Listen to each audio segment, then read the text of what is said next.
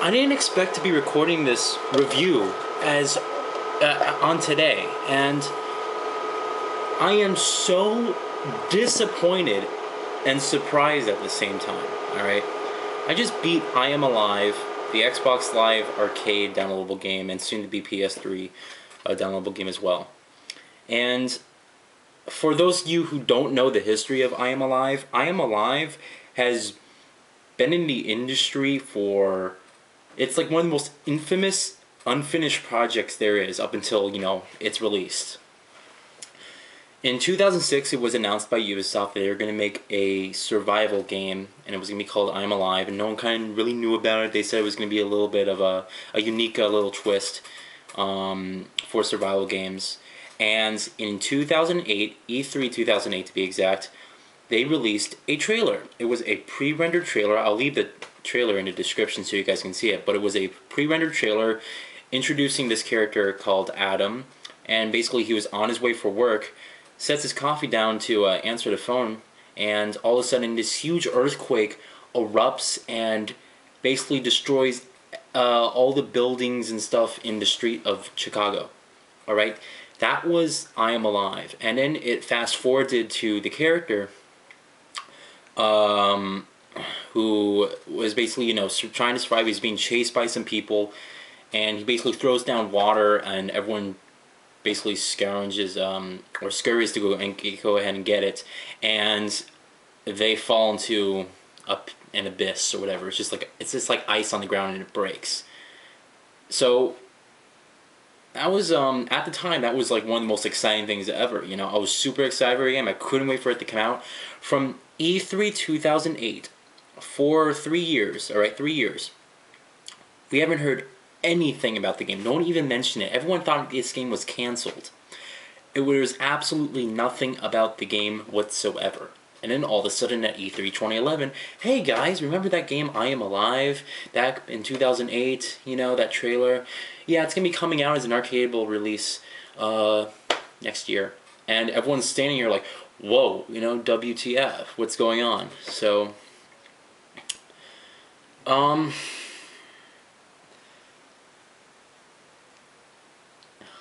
Am Alive it should have been called I Am Short. I Am Alive should have been called I Am Short because I bought the game today and I beat it today. I played it in one sitting. And I played it for 4 hours and 20 minutes. I beat it in 4 hours and 20 minutes on the normal difficulty. Why? This is a game that had potential to be something unique, something great, and something that would really just set the benchmark for survival games. Alright? And all of a sudden, you guys watered it down to an arcade release. Alright? And I have no problem with arcade releases. Some of them are actually pretty damn good. One of them... I'm trying to think of good ones. I can't think of any good ones. I can't think of any good ones that I actually own and like the... Oh, okay, well, no, never mind. But that is a game, I Am Alive is a game that definitely had potential, and you guys watered it down to an arcade release, alright?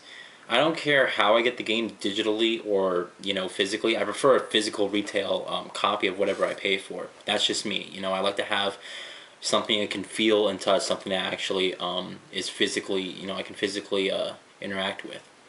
And, but still, as far as, games, release it as a downloadable title. If it's a good downloadable title, I'll buy it because it's a good downloadable title, whether it's downloadable or whether it's a retail release is none of my concern, really.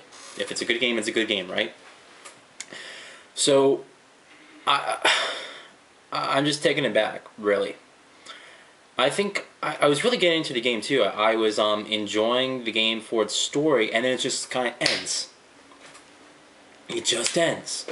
And it felt like the developers were piecing together, stuff for the story, and then that release date came, and they're like, oh shit, the release date's here.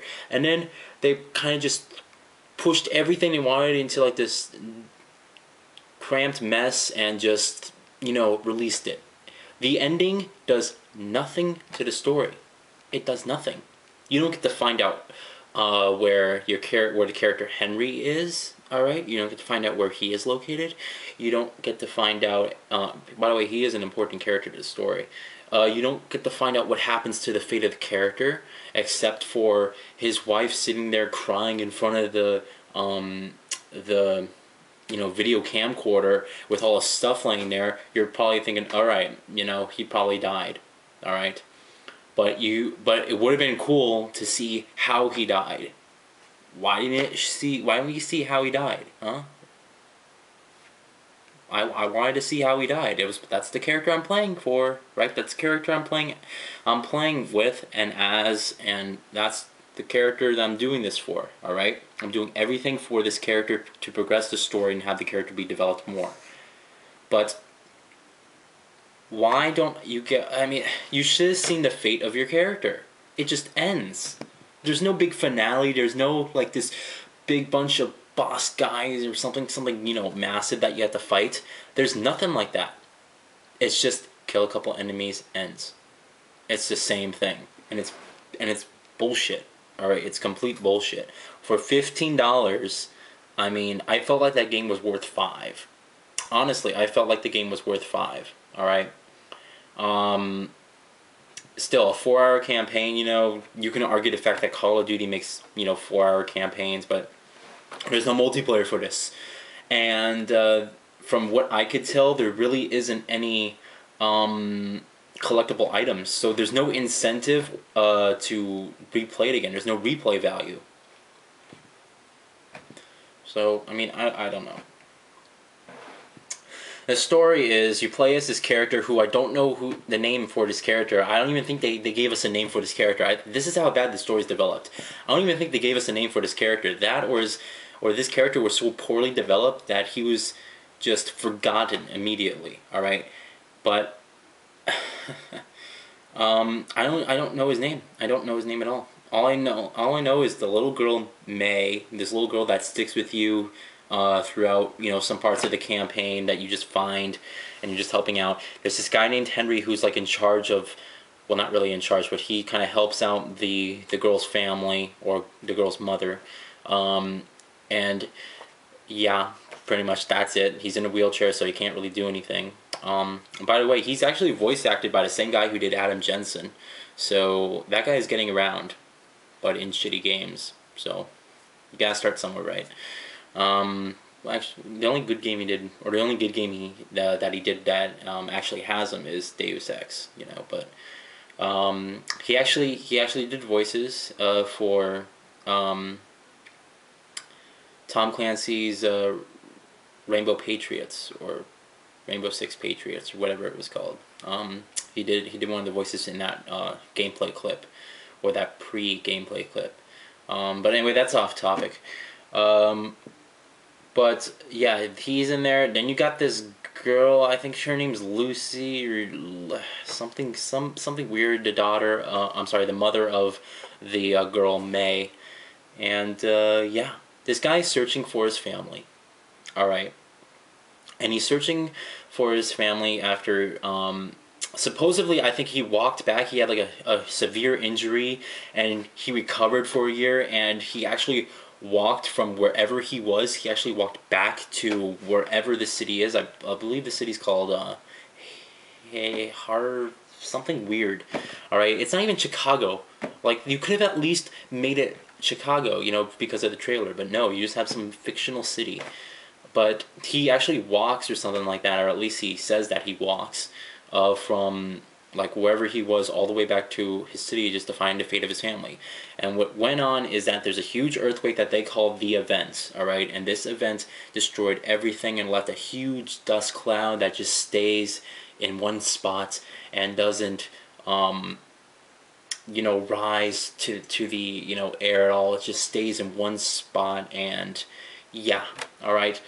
And what happened is that they just evacuated everyone out of the cities. Now, some people decided to stay because either they're waiting for they're waiting for their family members, friends, or whatever. Those people decided to stay. and there's other people who just decided to stay because of whatever reason. All right, it's weird, but there's some people there still. Basically, some of them want to kill you, some of them don't want anything to do with you, and some of them are just wasting their time sitting down in a corner, waiting for their life to end. Those are the three types of people in this world. All right.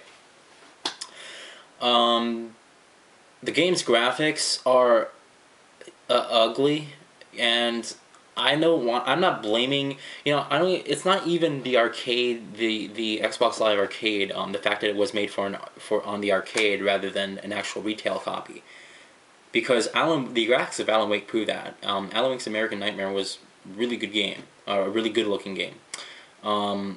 It was awful, but I Am Alive has really hideous graphics. All right, I'm gonna say hideous.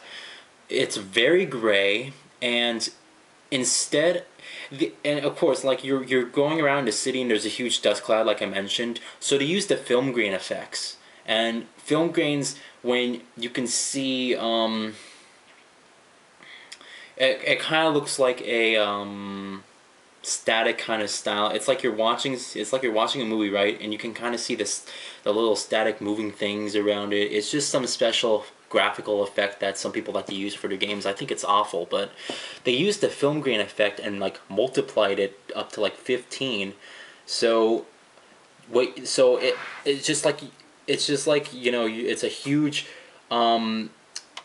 gray, like just gray cloud of like nothing. All right, and it seems like they actually used that to just block pop-in textures or something like that, because I don't know. All right, the game's frame rate's smooth though, but the graphics are just not great. It does have some good lighting effects. Does have the environments are kind of like the buildings and stuff like that are done pretty well. The handholds are done really well. There's reflections and stuff like that. But for the most part, whenever you're down there walking around the city with the dust clouds in your face and stuff like that, it looks awful. You can't see where you're going half the time, and you just have to keep looking up your map and looking up at your map, and then continuing, then looking at your map again, and then continuing, because you can't see what's going on at all. All right. And like I said, it's because of the event. But the event took place a year ago, I think, and why that dust is still there sitting is beyond me. But I thought it would do. I thought the dust would stick to somewhere or move up, there or something like that. But yeah, it seems like just the government and everyone around there has just forgotten about the city. That's it. They just forgot about it. So. Your character takes video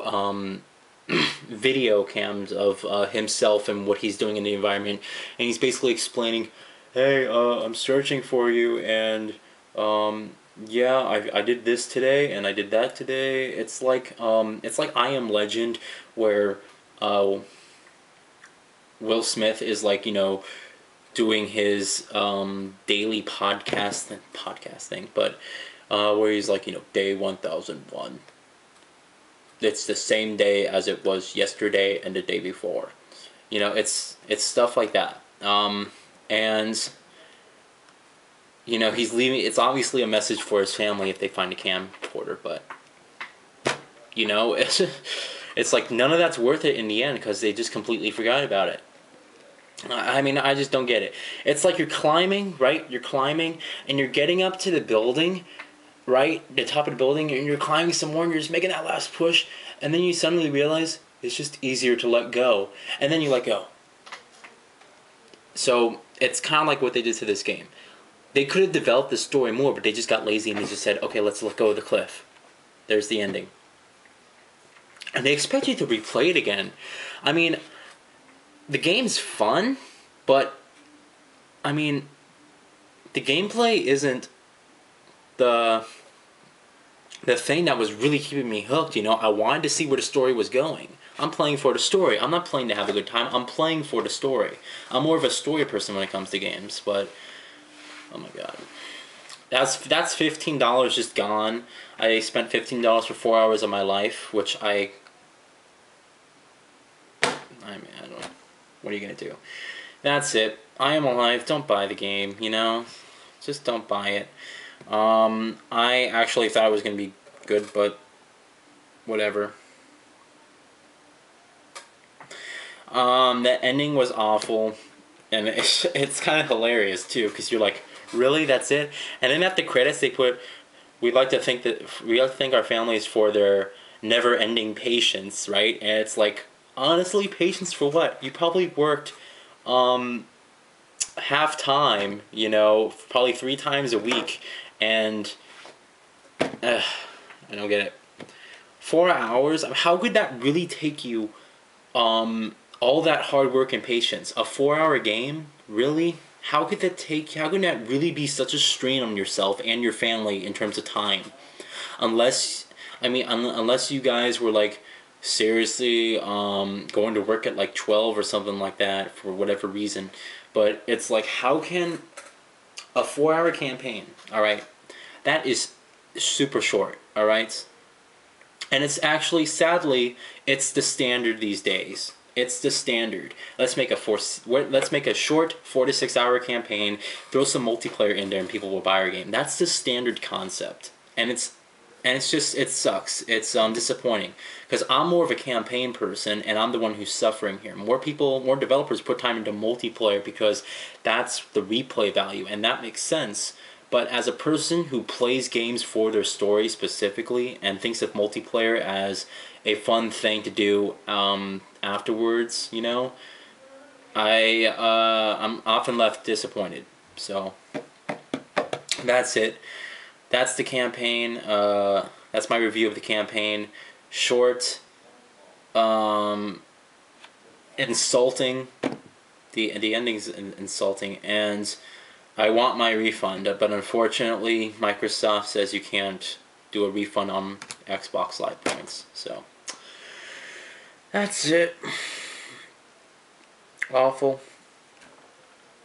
Thanks for watching. Goodbye. Don't buy this game, please.